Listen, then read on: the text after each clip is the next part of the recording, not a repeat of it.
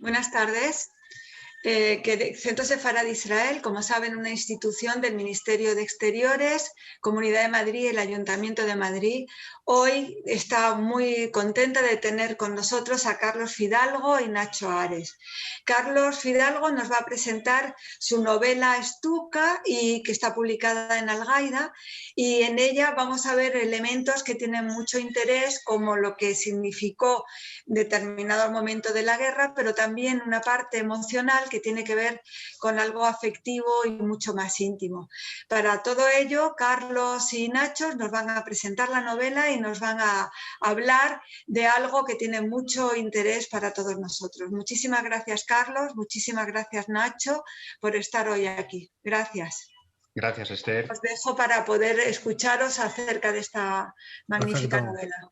Muchísimas gracias, Esther. Para mí es un verdadero honor, un placer estar junto a Carlos Fidalgo, un leonés de pro como yo. Vamos conquistando el mundo poco a poco, ¿no? A medida que pasa el tiempo, cada vez somos más los que estamos trabajando en medios de comunicación y haciendo una labor tan interesante, ¿no? Como la que hace Carlos. Yo tuve la oportunidad de entrevistarle en mi programa de radio en Ser Historia hace unos meses, a colación precisamente de la novela que presentamos aquí, ¿no? Stuka, que tiene un nombre extraño referido a un tipo de avión que ahora nos explicará qué tipo de modelo y de dónde viene este nombre. Y él tuvo la oportunidad y el honor, ¿no?, de ganar ese premio de letras del Mediterráneo en novela histórica, precisamente con este trabajo. Carlos, además, trabaja en el Diario de León y es un reconocido escritor con un montón de obras, y yo creo que esta última, luego quizás a lo mejor tenemos tiempo de hablar de los proyectos que está realizando para un futuro. Quizás es una de las virtudes que tiene esta novela, y es que tiene pues elementos que desde el punto de vista afectivo nos tocan muy de cerca, ¿no? Nos tocan muy de cerca, y además una historia que ha salido en los últimos años con mucha controversia, con mucha polémica, ¿no? Porque siempre quizás hemos visto la Guerra Civil Española contada desde tierra, ¿no? Y muy pocas veces se ha planteado la historiografía o la historia que hay desde el aire, es decir, esos bombardeos y sobre todo la intervención alemana en la Guerra Civil, que fue como una especie de juego de tablero, ¿no?, en la que los nazis tuvieron a bien emplear y utilizar, ¿no?, probar, mejor dicho, algunos de los modelos de aviones y sobre todo esas técnicas bélicas que llegaron pues a objetivos tan dramáticos como Guernica, ¿no?, que luego dio a luz el cuadro de Picasso tan impresionante que podemos ver en el Reina Sofía, y el eco internacional, ¿no?, que tuvo este bombardeo de una población civil un día de mercado a las 4 de la tarde con tantísima gente en la calle, pues algo que nunca se había visto y algo que quizás sobrecogió, ¿no?, al mundo entero, y hizo por primera vez ver, ¿no?, lo que estaba sucediendo en España en esa guerra civil, ¿no?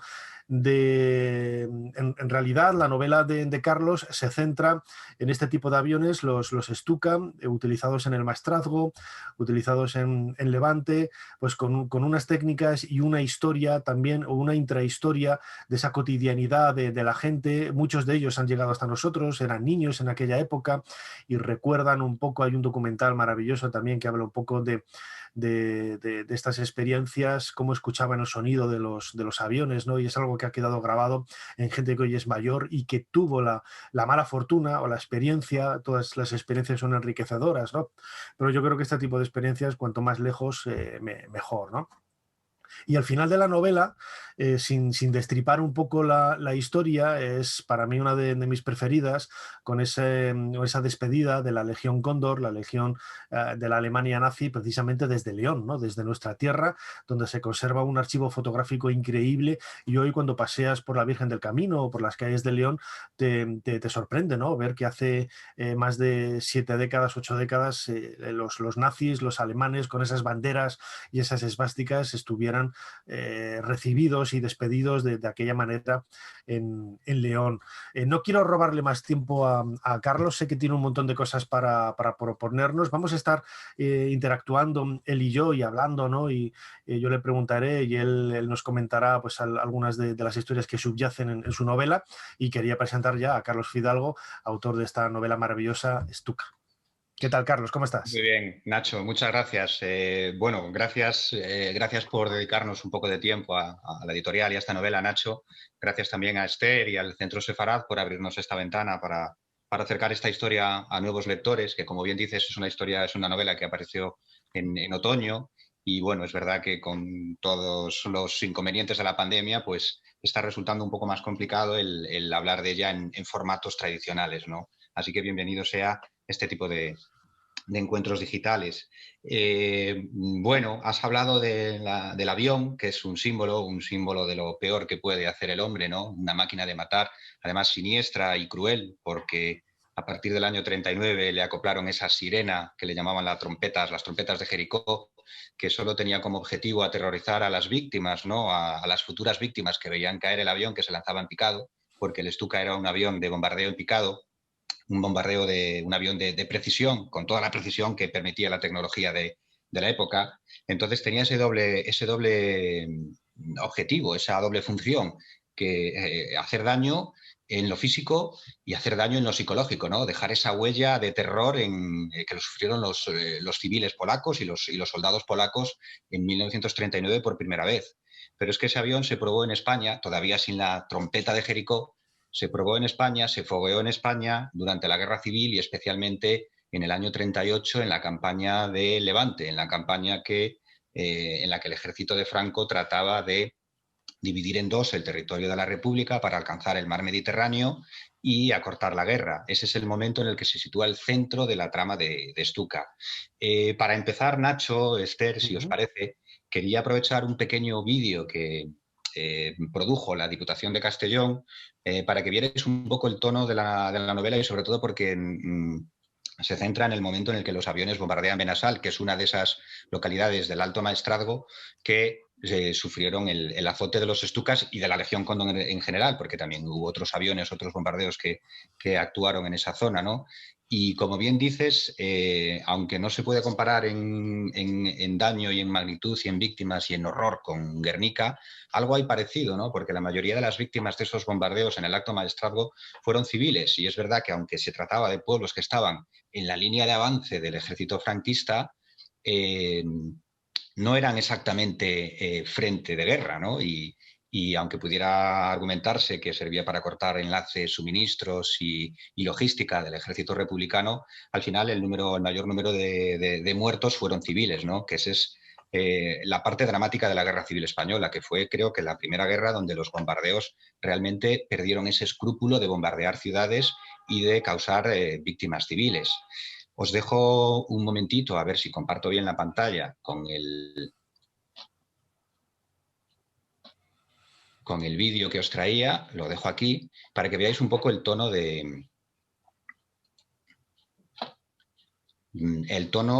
la novela, ¿no? La parte más dramática. No sé si se está compartiendo bien. Me está dando aquí un...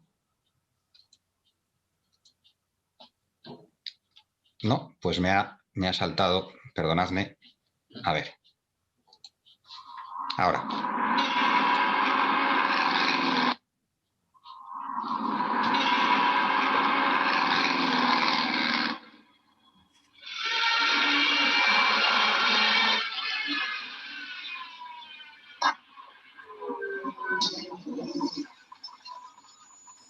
El polvo se disipaba en la plaza. El cielo estaba cubierto de una telaraña de partículas diminutas que tapizaban la luz como los visillos de las cortinas antes de difuminarse por completo. Fue muy poético.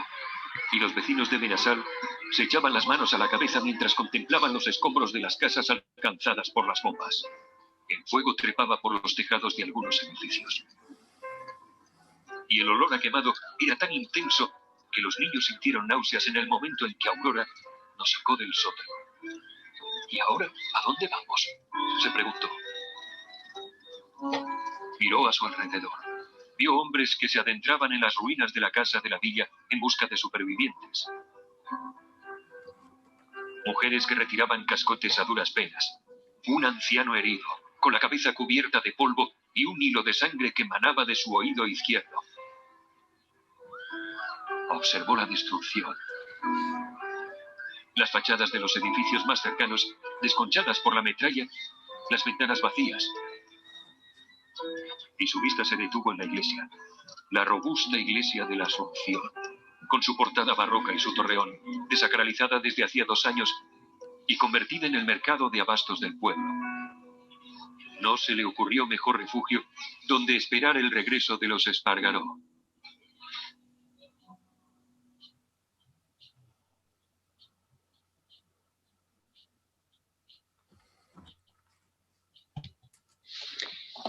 Bueno, pues creo que se ha escuchado bien, espero que Sí. ya... A uno se le encoge el corazón escuchando un poco el testimonio de los protagonistas, ¿no? Y lo decíamos antes, un poco el elemento humano, ¿no? Que tú lo enmarcas muy bien en la novela y lo escuchábamos ahora en el vídeo, de esa gente que después de salir del escondite donde pudieran estar, vuelven a su casa y no hay absolutamente nada. Y la pregunta que te haces, ¿a dónde voy? De forma natural, por tu instinto, tiendes a quedarte ahí, ¿no? En esas ruinas, en esos escombros, con la imaginación, el sueño de que todo va a volver a la normalidad y la casa se va a volver a levantar, ¿no? Pero imagino que este tipo de experiencias, ojalá ninguno de nosotros ni nadie, ¿no? las viva nunca, ¿no? Pero el hecho de mantener la vida, pero perder absolutamente todo lo que había alrededor de ella, es también un mazazo quizás de los más terribles, ¿no, Carlos? Efectivamente. Fíjate, Nacho, la mayoría de la gente que vivía en ese pueblo yo creo que era la primera vez que veía un avión, ¿eh? Y la guerra, aunque sabían que estaban en guerra, y estaba la precariedad económica, las dificultades pues, para encontrar alimentos, que todo eso había cambiado, pero la guerra era algo todavía lejano, ¿no? Y de repente la tuvieron encima, veían que se les estaba acercando y bueno, a nadie se le pasaba por la cabeza igual que un pueblo pudiera ser objeto de bombardeo. No era algo nuevo, algo tremendo, algo dramático, ¿no? Entonces, si veis el documental Experimento Stuka, que es creo que al que te referías antes, Nacho, Sí. hay algunos testimonios de ancianos que recuerdan aquello cuando eran niños y es la estupefacción de ver aparecer los aviones y de ver que estaban bombardeando el pueblo. Ahora estamos acostumbrados a que la guerra incluya bombardeos de ciudades, ¿no? Sobre todo por la experiencia dramática de la Segunda Guerra Mundial. Y ya si hablamos de la bomba de Hiroshima y la de Nagasaki, que arrasaron las 2 ciudades, pues parece que lo tenemos más asumido. Pero en el año 37, aunque habían caído ya algunas bombas en Madrid, en el año 38, la primavera del año 38, en esos pueblos de Levante, supuso una dramática sorpresa muy desagradable encontrarse con que eran objeto de un ataque, en medio de un ataque aéreo, ¿no? Yo no me imagino cosa más horrible que no saber dónde esconderte, ¿no? Cuando te empiezan a tirar bombas desde el cielo. Claro, es que además te sientes totalmente indefenso, ¿no? Porque lo comentabas ahora, la mayor parte de la gente del pueblo no había visto nunca un avión. Yo no sé ni siquiera si tendrían conocimiento de ello. Bueno, pues sí, tampoco no estábamos en la prehistoria, ¿no? A pesar de la precariedad del momento, la gente a través de revistas, de algunas fotografías, podría haber visto alguno, pero desde luego que no en ese entorno militar tan violento, tan agresivo y tan cruel, ¿no? Y sobre todo el tipo de avión que era, ¿no? Lo comentábamos al principio, el Stuka, que tiene un nombre también que ya ahora nos puedes explicar un poco el sentido que tiene, y que es uno de esos modelos de la ingeniería tan potente alemana del momento que se diseñó y se fabricó solamente pues para eso, ¿no? Para matar, y que se utilizó pues como como si fuera un tablero de juego, ¿no? Ahí en el maestrazgo, ¿no? En el alto maestrazgo. Fijaos, si queréis lo hago compartiendo un poco la Sí. portada de la novela para que veáis un poco la figura del Stuka. Vamos a ver si le doy aquí a compartir pantalla y le doy aquí. Vale, la estamos viendo.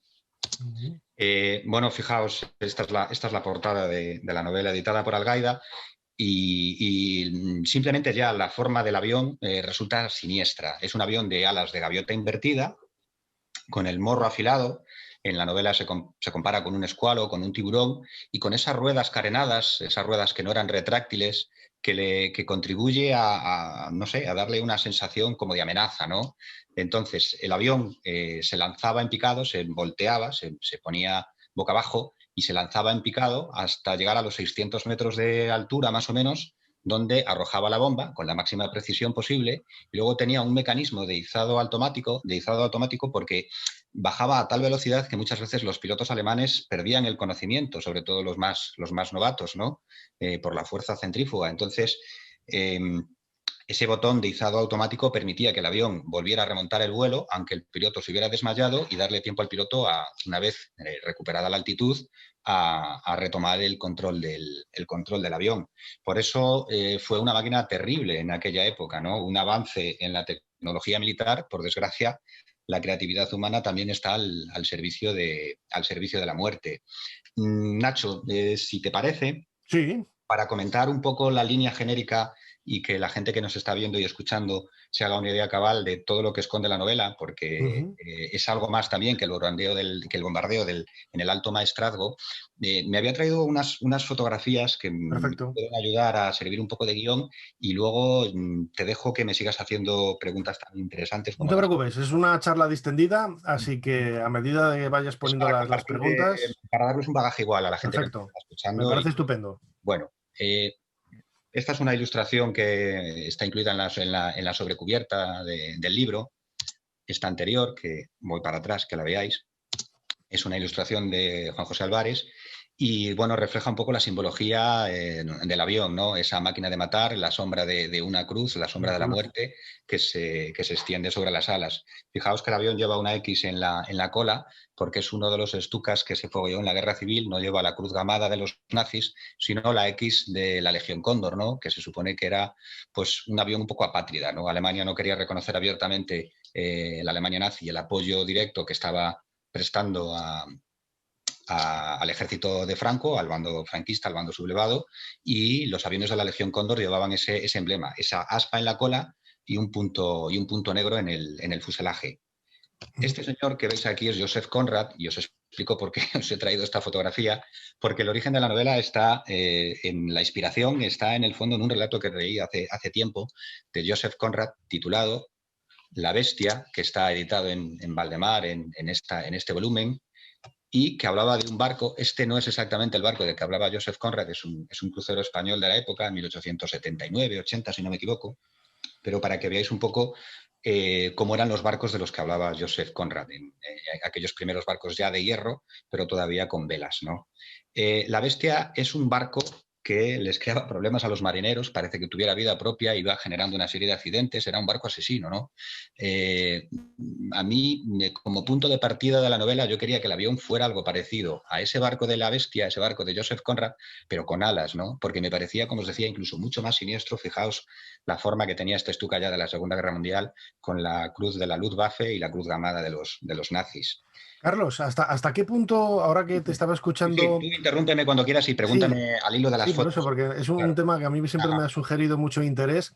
Sabemos sobre todo que Himmler, a lo largo ya de bien entrada la Segunda Guerra Mundial, como mano derecha de Hitler, pues se le iba un poco la cabeza, ¿no? Con todo ese elemento mágico, esotérico, del mundo racial, de los arios, etcétera.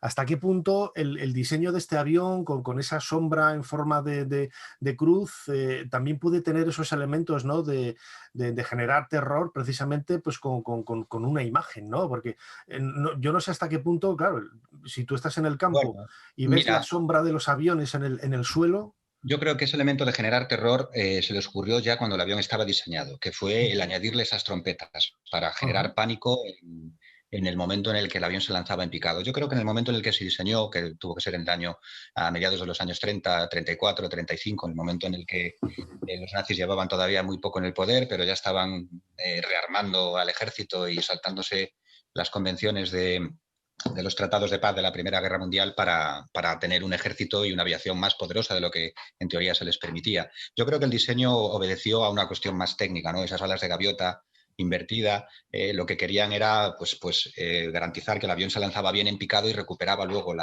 la altitud, ¿no? Lo que pasa es que les quedó un avión tan siniestro que yo creo que ya en el año 39, y es posible que ahí ya estallara por completo toda esa cuestión que me dices tú de generar terror y generar pánico. En el año 39 se le añadió esas sirenas que Terrible, ¿eh? que se ponían a sonar y efectivamente, en el momento de diseñarlo no creo que estuvieran pensando en eso, pero en el momento ya de fabricarlo en serie y de ver que el avión había cumplido su objetivo en la Guerra Civil Española, sí que decidieron utilizarlo como arma psicológica también. Bueno, Stuka, me preguntabas antes qué significa. Sí, el nombre. Aquí veis en alemán Sturmkampflugzeug, perdonad mi Nada, perdonado con el estás. alemán porque me cuesta mucho cuando veo tan pocas vocales, ¿no? Y tantas Fs y tantas Gs. Stuka significa, es el diminutivo de esta palabreja que tenéis aquí y significa bombardeo en picado, ¿no? El nombre oficial del avión es este que veis aquí en este cartel de la fábrica Junkers, que es Junkers, el Junker 87, ¿no? Ese es el modelo que fabricó esta fábrica, y la novela cuenta pues en el momento en el que la Luftwaffe recibe el encargo de fabricar estos aviones y se adelanta a otros fabricantes alemanes como Heinkel, ¿no? Para el modelo de bombardeo en picado, ¿no? Hay un personaje en la novela, Ernst Udet, que es un héroe de la Primera Guerra Mundial, que no era nazi, pero bueno, sí se aprovechó de sus amistades y contactos nazis pues para medrar y prosperar en la Luftwaffe. Es un personaje bastante mujeriego que le gustaba mucho los cabarets de Berlín, luego os añadiré alguna imagen, y da mucho juego para la novela por este doble motivo. Quería deciros que la novela es algo más que la serie de bombardeos en el Alto Maestrazgo, porque tiene una parte muy importante al principio que habla de Berlín en 1936, como contraste luego al final de la novela, que será Berlín en 1945, ¿no?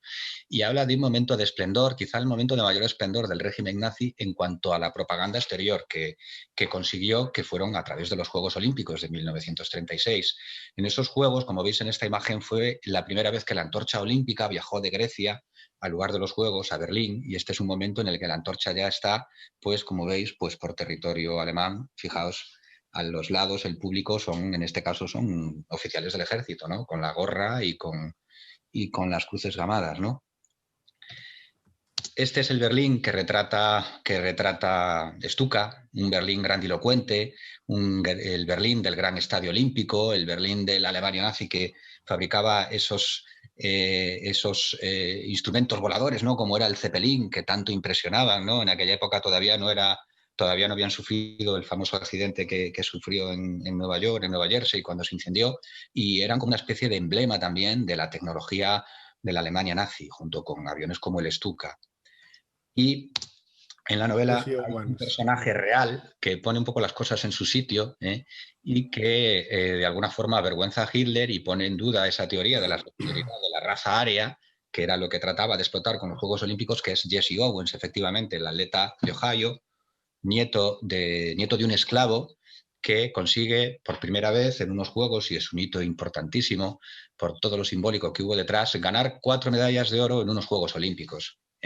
Ganarlas siendo negro, siendo afroamericano, siendo nieto de esclavos, y poniendo en entredicho esa teoría de la superioridad de la raza. Sí, y que además él siempre comentaba luego cuando le preguntaban que cómo fue su contacto con Hitler, ¿no? Y que claro, Hitler nunca le dijo nada, ¿no? Seguramente lo pensaba, iba por dentro, ¿no? Pero Jesse Owens dijo que, bueno, que Hitler se portó con él educado, le saludó normal, ¿no? Como siempre sucede también con este tipo de dictadores que parece que tienen una doble imagen, ¿no? Una doble cara, un doble rostro con...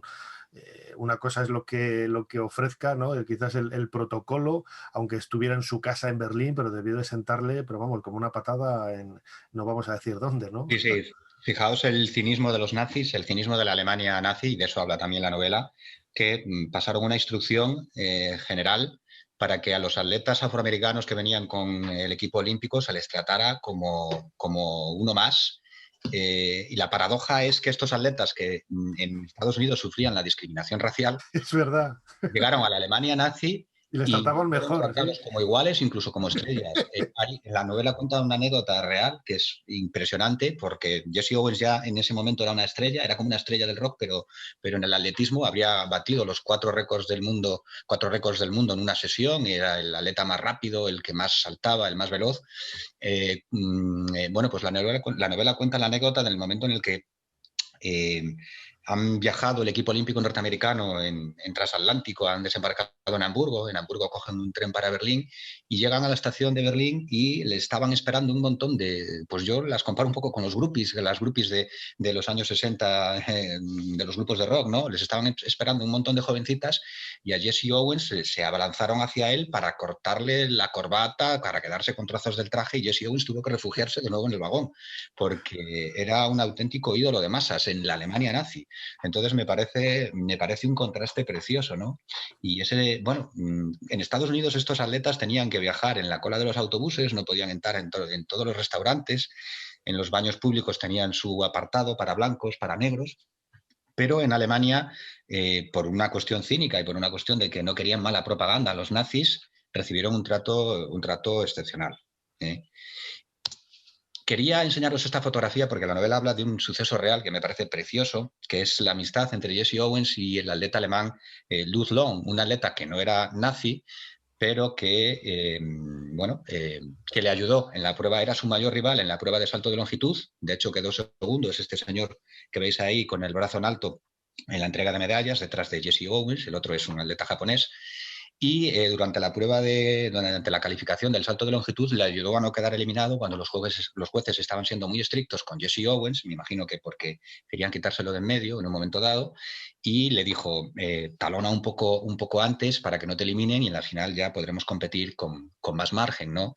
Y efectivamente, Jesse Owens pasó a la final con una marca más o menos mediocre para su talento y en la final pues fue una de las mayores pruebas, una de las pruebas más emocionantes de los Juegos Olímpicos porque se fueron adelantando el uno al otro y al final quedó primero Jesse Owens. De aquello nació una amistad, porque Lutz Long fue el primero que corrió a abrazar a su nuevo amigo. Nació una amistad que en el fondo le perjudicó a Lutz Long a la hora de seguir en la Alemania nazi, ¿no? Porque esa es una historia muy, muy espectacular, ¿no? Claro, siempre pensamos en la Alemania de los años 30 y 40, el nazismo, pero claro, este atleta alemán, por ejemplo, no compartía, ¿no?, las ideas de Hitler, pero también es cierto que incluso muchísimos oficiales del ejército alemán sabemos que ayudaron a judíos a huir, sabemos que también, ¿no?, tenían ese elemento quizás más humano y que no les hizo partícipes de toda la barbarie que había detrás, ¿no? Por ejemplo, yo conozco muy bien la historia de C.V. Ceram, el autor de Dioses, tumbas y sabios, una historia de la arqueología. Él fue hecho prisionero, él escribía los guiones de los discursos de oficiales de la Alemania nazi, pero él luego reconoció que ni en el peor de sus sueños él imaginaba toda la barbarie que había detrás, ¿no? Y renegó después de todo y luchó de una manera denodada contra la Alemania nazi y contra la imagen que había generado su país en el mundo entero, ¿no? Sí, la verdad es que es una tragedia, ¿no? Todo el mundo nos hacemos esa pregunta, ¿no? Un país como Alemania, con la cultura de Alemania, el país de Goethe, el país donde se afincó Beethoven, el país de tantos artistas y de tantos humanistas, ¿cómo pudo engendrar un monstruo como el nazismo, ¿no? Y eso es inquietante porque si pasa en Alemania, puede pasar en cualquier parte, ¿no? Sí, es la mayor enseñanza, creo, que tenemos que sacar de aquellos años terribles, ¿no? Un país civilizado idea todo un sistema industrial para eliminar a sectores de la población, a judíos, homosexuales, socialdemócratas, republicanos españoles que habían quedado en Francia medio atrapados, y cómo de algo civilizado, de una sociedad civilizada, surge un auténtico monstruo de 7 cabezas, ¿no? Bueno, pues esa es la reflexión que tenemos que hacer, claro. Bueno, esta historia de Lutz Long y de Jesse Owens yo la había incluido ya en un libro de cuentos anterior, Septiembre Negro, y me parecía que, bueno, me había quedado con las ganas de que aportara algo a la trama de esta novela, por eso la he incluido.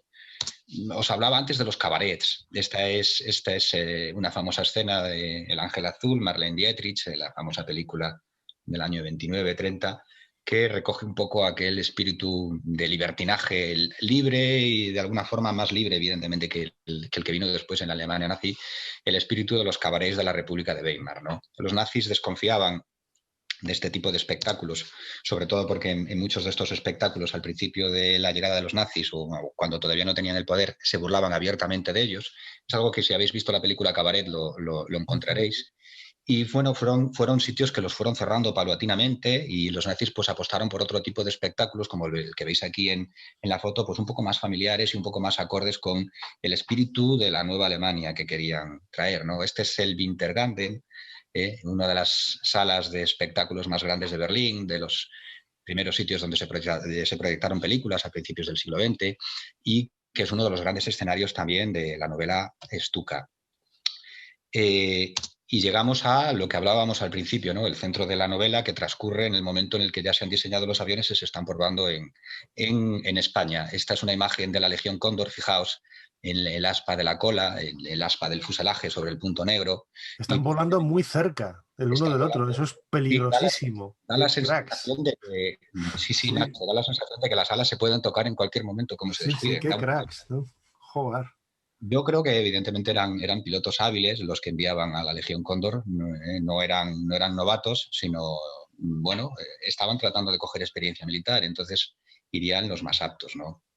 Y bueno, yo me imagino que en esta fotografía el piloto debió acercarse todo lo posible también para que el ametrallador que iba detrás, que seguramente sea el que ha hecho la foto, pudiera tomar esta imagen. Y esto es Benassal. Quería que vierais cómo estaba la plaza de Benassal. Esta es una plaza de toros, una plaza de toros urbana. Es uno de los pocos sitios donde la plaza de toros está en plena calle, ¿no? Quería que vierais cómo quedó esa zona después del bombardeo de la primavera de 1938. Esta imagen está tomada en el mismo punto, antes y después del bombardeo. Y esta es otra imagen de la plaza que veis pues que efectivamente que las viviendas de los civiles eran objetivo militar.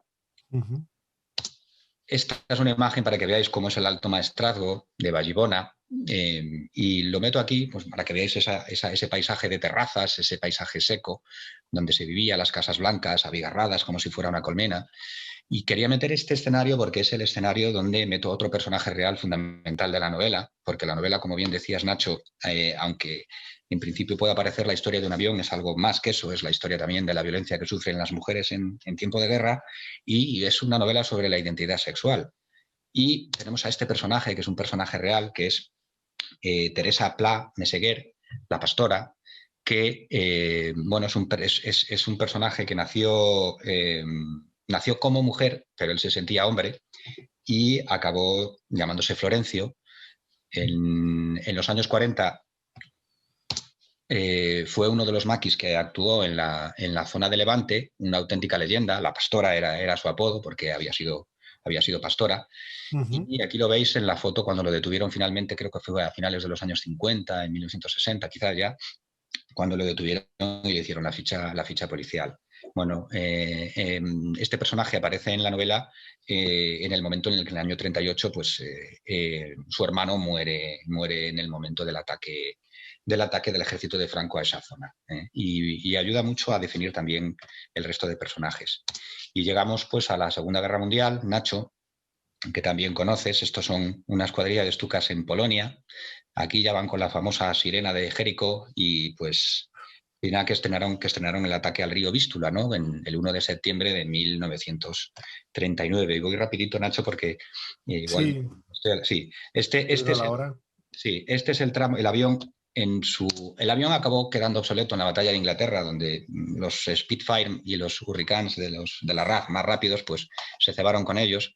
Entonces se trató de reconvertir como cazatanques, ¿no? Como rompetanques, ¿no? Y aquí veis que se les instaló un par de cañones debajo de las alas y en el frente ruso pues, trató de frenar el avance imparable del ejército rojo por las llanuras de Ucrania, que es el escenario en el que aparece otro personaje real, que es el aviador Rudel, ¿no? Otro personaje real de la novela. Y la novela acaba en Berlín, en contraste con ese Berlín de 1936, el Berlín de 1945, el Berlín tomado por el ejército soviético, el momento en el que colocan la bandera en el Reichstag, y bueno, con otro personaje femenino importante que es Olena Holub, que es una trabajadora ucraniana semiesclava obligada a fabricar aviones Stuka en lo que hoy es el aeropuerto de Tempelhof, que entonces había sido reconvertido en una fábrica de aviones. Así quedó Berlín. Así quedó Berlín.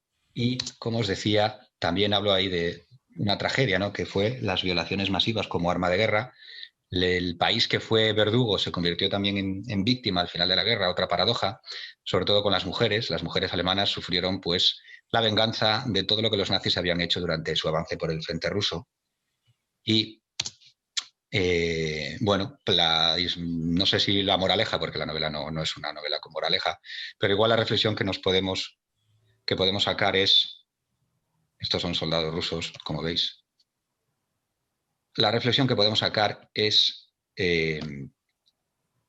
voy a dejar de compartir pantalla, Nacho. La reflexión que podemos sacar es que al final la guerra pues, nos conduce pues eso, a ese escenario devastado de Berlín, que os pondré igual si quieres el vídeo de 1 minuto sí, al final de la charla para que veáis esa imagen escalofriante de la vista aérea de Berlín en el año 1945, ¿no? Sí, porque bueno, lo hemos comentado así un poco por encima, una de las ideas, ¿no?, que se tenía del empleo de Stukas en el maestrazgo, la Legión Cóndor, era experimentar, ¿no? No solamente los aviones, sino la reacción de los seres humanos sobre el terreno, ¿no? Para perseguirlos como si fueran conejos. La verdad es que es una historia terrible, ¿no? Hay mucha controversia sobre eso, ¿no? El documental, por ejemplo, la investigación que hicieron algunos investigadores en relación a este proyecto Stuka, las fotografías, por ejemplo, que había en Alemania, en los archivos, bueno, unos historiadores decían que una cosa, otros decían otra, no vamos a entrar un poco ahí en esa polémica, pero desde luego algo debió de haber, ¿no? De probatura, ¿no?, por parte de la Alemania nazi y con el beneplácito de Franco y del bando nacional para utilizar a los españoles como conejillos de indias, ¿no? Yo siempre digo, y quizás ese sea el problema que le echan en cara al documental, ¿no? Siempre digo que el experimento Stuka no fue el bombardeo de los 4 pueblos del Alto Maestrazgo a los que se refiere el documental. El experimento Stuka real fue el traer los aviones y foguearlos en España, utilizarlos ya en Teruel, en el avance del ejército de Franco hacia el Mediterráneo, utilizarlos en el Alto Maestrazgo y probarlos. Ese fue el verdadero experimento, que es mucho más amplio del que habla el documental. Claro, decir que se quisieron centrar en esos 4 pueblos para hacer algo parecido a Guernica quizás sea un poco aventurado, y eso es lo que le echan en cara a historiadores un poco que cojean del pie derecho, ¿no? Pero también esos historiadores creo que están muy movidos también por cuestiones ideológicas, y no se puede negar que esos aviones vinieron a España para formar parte de un experimento. Y es verdad que existen esas fotografías en los archivos alemanes de los que hablabas. Los alemanes, después de bombardear, sí, bajaban del avión, iban caminando pueblos, al sitio, ¿no? Iban a los sitios para ver el daño que habían hecho las bombas de 500 kilos que estaban cargando en esos aviones. Esos aviones estaban diseñados para transportar bombas de 250 kilos. Entonces ya empezaron a probarlas en Alemania, a ver si los aviones resistían el peso con bombas del doble, ¿no?, de 500 kilos, y las probaron en Alemania. Y luego en España vinieron a probarlas ya, digamos, en una guerra real. Y es verdad, y eso le reprochan los historiadores, que no solo las probaron en esos 4 pueblos, las venían probando ya durante toda la primavera, pero las estaban probando, estaban viendo si tenían que prescindir del radioametrallador que iba detrás, si tenían que prescindir de más combustible para que el avión pudiera regresar a la base y manejarse con ese peso. Y luego lo que querían ver es el daño que esa bomba de 500 kilos causaba. Entonces, por eso esas fotografías terribles que aparecen en el documental y a las que hace referencia también la novela, de 2, 3, 4 semanas después de los bombardeos, cuando ya esa zona ha acabado dominada por el ejército de Franco y el frente está más al sur, cómo los soldados de la Legión Cóndor llegan en coche, en camiones a esas zonas bombardeadas y empiezan a hacer fotografías también sobre el terreno para comprobar ese daño, ¿no? Y se pasean por las calles siendo observados por los vecinos como si nada. Me parece una historia totalmente rocambolesca, ¿no? El enemigo lo tienes ahí delante y... Bueno, esos pueblos ya estaban bajo control del ejército de Franco y evidentemente pues no les quedaba más remedio que apechugar. Pero claro, imagínate a alguien que ha sufrido, que ha perdido su casa, que ha perdido algún familiar, y de repente vienen estos soldados extranjeros y empiezan a hacer fotos de los cráteres abiertos por las bombas. Es una doble humillación. Desde luego, desde luego. Pues si te parece, Carlos, quiero que me cuentes en un par de minutos ese final de la novela, esa despedida que yo decía antes en León, en nuestra tierra, ¿no? De la Legión Cóndor, que llama muchísimo la atención, ¿no? Las fotografías que hay de esa despedida con banderolas y toda la parafernalia nazi en un sitio tan nuestro como León, como en España, ¿no? Bueno, Nacho, yo siendo leonés, siendo berciano, no podía acabar una novela que hablara de la Legión Cóndor sin meter una escena de la Virgen del Camino. Claro. Y me venía muy a cuento porque, bueno, es como muy simbólica también esa despedida de la Legión Cóndor desfilando por las calles de León y pasando revista en el aeródromo de la Virgen del Camino, que estaba Franco, estaban los gerifaltes nazis en España, el jefe de la Legión Cóndor, estaban las fuerzas vivas que se llamaban antes allí en el palco y todos los aviones de la Legión Cóndor estacionados y aparcados, pues enseñando las banderas, ¿no?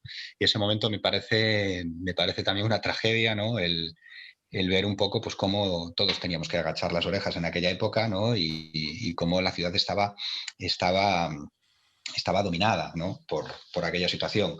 Aunque es verdad que se están conociendo cosas nuevas de la Legión Cóndor y se está sabiendo ahora que sufrió muchísimos sabotajes también en León, ¿no? Y que hubo incluso fusilados por sabotear los aviones alemanes en la Virgen del Camino. Con lo cual, bueno, la historia se está reescribiendo, todavía queda muchísimo que contar y, bueno, muchas cosas que pueden poner todo aquello en su sitio también, ¿no? Estábamos hablando antes también de alemanes que se enfrentaron a los nazis. Bueno, pues también hubo leoneses que trataron de boicotear a la Legión Cóndor. De todo esto y mucho más trata esta novela, Stuka, Premio de Letras del Mediterráneo, de novela histórica, publicado por Algaida, de Carlos Fidalgo. Carlos, creo que hay un último vídeo, ¿no? Sí, Que ha para sido como a concluir, forma de colofón, ¿no? si os parece, lo voy a compartir o se puede editar de alguna forma.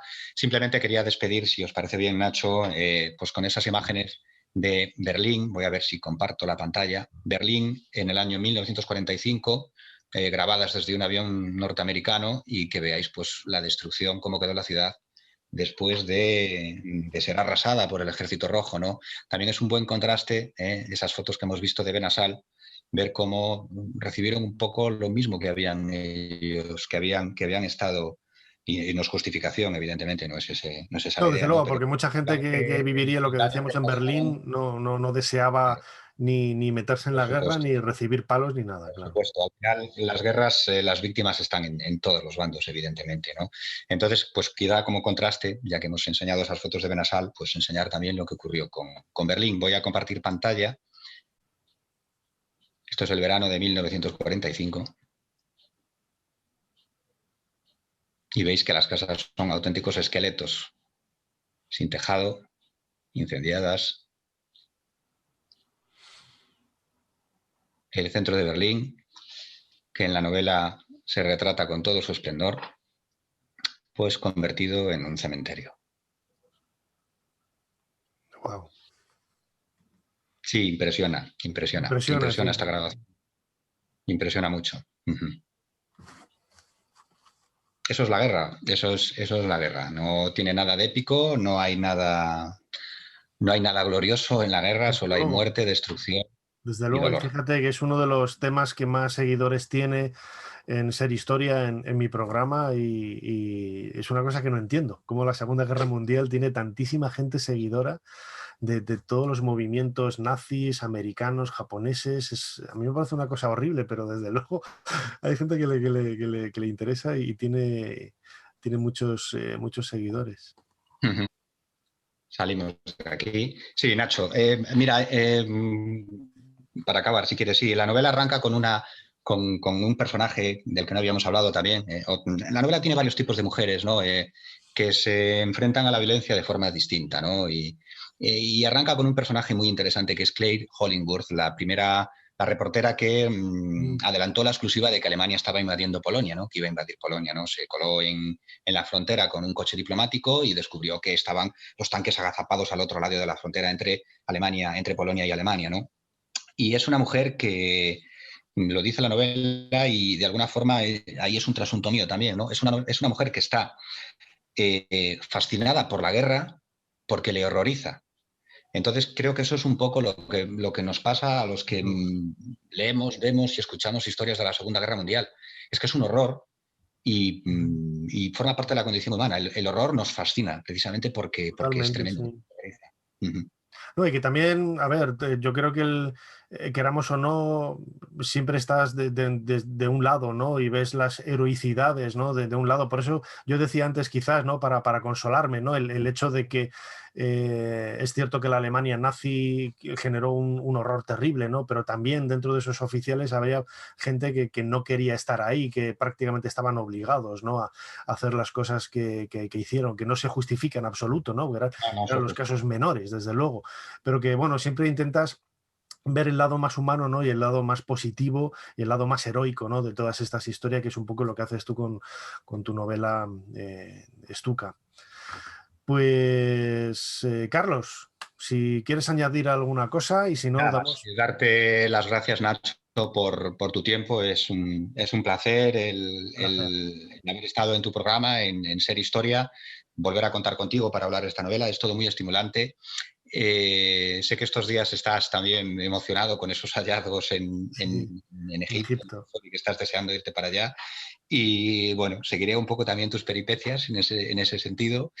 Y bueno, acabar otra vez agradeciendo a Esther Bendahan y al Centro Sefarad, pues que nos hayan abierto esta ventana para acercar la novela a los lectores. Es un privilegio y así lo entiendo. Así que gracias a todos, Nacho. Pues nada, lo dicho, gracias Carlos, gracias Sefarad por la oportunidad que nos ha dado por compartir con todos nuestra pasión por la historia y presentar esta novela maravillosa Stuka, publicada por Algaida, de nuestro invitado Carlos Fidalgo, que recomendamos desde aquí. Y sin más, pues ya nos despedimos. Muchísimas gracias a todos por estar ahí. Nos vemos muy pronto en otra oportunidad. Gracias.